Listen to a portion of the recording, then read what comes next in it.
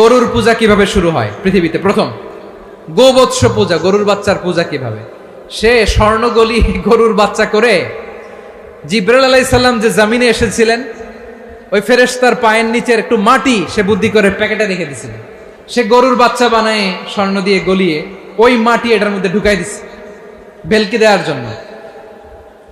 স্বর্ণ দিয়ে বানানো গোবৎস গরুর বাচ্চার গায়ে যখন সেই মাটি ছুঁড়ে দেয়া হলো, এখন বাছুরের ভেতর থেকে ভ্যাঁ ভ্যাঁ আওয়াজ আসতেছে। কি আসতেছে? সবাই তো অবাক।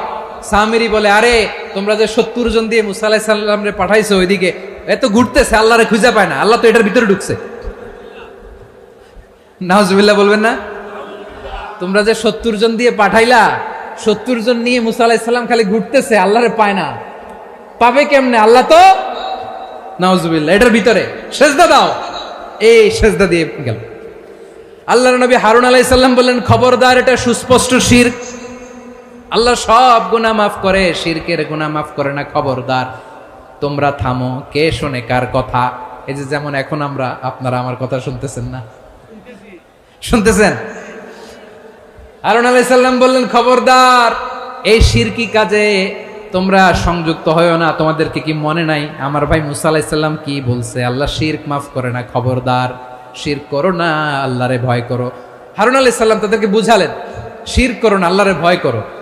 শুধু এতটুকুই তিনি বুঝালেন, দাওয়াতি কাজ পালন করলেন, কিন্তু প্রতিরোধ করেন নাই, সশস্ত্র সংগ্রামে লিপ্ত হন নাই, বাধা দেন নাই, কারণ গৃহযুদ্ধ বেঁধে যেতে পারে। উনি ভাবলেন, আমি যদি আমার বাহিনী নিয়ে দাওয়াত দেওয়ার সাথে সাথে প্রতিরোধ করি, আক্রমণ করি, ওরাও আমারে আক্রমণ করবে, ব্লাডশিট হবে, রক্তপাত, এমন অবস্থা হবে বনি ইসরায়েলের মধ্যে যেটা হয়তো আমার ভাই মুসাও কন্ট্রোল করতে পারবে না। সুবহানাল্লাহ কইবেন না? এক একজন নবীকে আল্লাহ তাআলা কি ইন্টেলেক্ট দিয়ে পাঠিয়েছেন। তিনি ভাবলেন, আমি দাওয়াতি কাজটাই করি, এটা যে হারাম এটা থেকে শুধু বারণ করি, কিন্তু প্রতিরোধ না করি।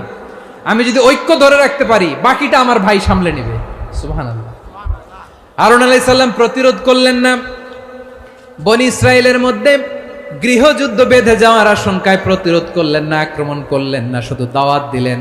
ইন দা মিন টাইম মুসা আলাইহিস সালাম আল্লাহর সাথে কথা বলে যখন ফিরে আসলেন, দেখলেন বনি ইসরায়েলের অধিকাংশ লোক মুশরিক হয়ে গেছে।